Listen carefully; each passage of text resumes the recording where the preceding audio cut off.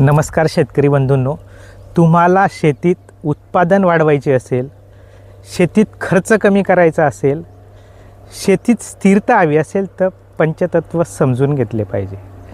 पंचतत्व म्हणजे आपण शेतीत खत, औषधी, फवारणी यावर बराच भर देत असतो. पण कधी आपण विचार केला आहे का शेती चालते कशावर?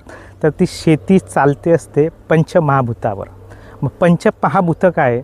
तर पूर्ण पृथ्वी, पूर्ण ब्रह्मांड, तुम्ही, मी, ही पूर्ण चराचर सृष्टी ही पंचतत्वाची बनलेली आहे. जर मनुष्याच्या शरीरातल्या पंचतत्वाचा बॅलन्स बिघडला तर मनुष्याची प्रगती खुंटली, मनुष्याच्या शरीरात रोगाची उत्पत्ती निर्माण झाली.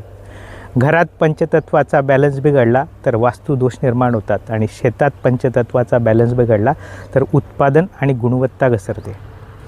पंचतत्व कुठले? तर आपण भगवान शब्द माहिती असेल प्रत्येकाला. भगवान शब्दातच पंचतत्व दडले. भगवान शब्दातला भ म्हणजे भूमितत्व, ग म्हणजे गगन आकाश तत्व, वा म्हणजे वायुतत्व. आपण वा म्हणतो, वा आ जो असतो तो अग्नितत्व असतो आणि न म्हणजे नीर पाणी जलतत्व असतं. जर तुम्हाला तुमची प्रगती करायची असेल तर पंचमहाभूत समजून घ्या. बघा, गुगल बघतो आपण, गुगलचा जो सिम्बॉल आहे तो पण पंचतत्वाचा आहे. 5 रंग आहे त्याच्यात. जगातील सगळ्यात श्रीमंत आणि हुशार कम्युनिटी म्हणून आपण ज्याचा उल्लेख करतो ती जैन कम्युनिटी.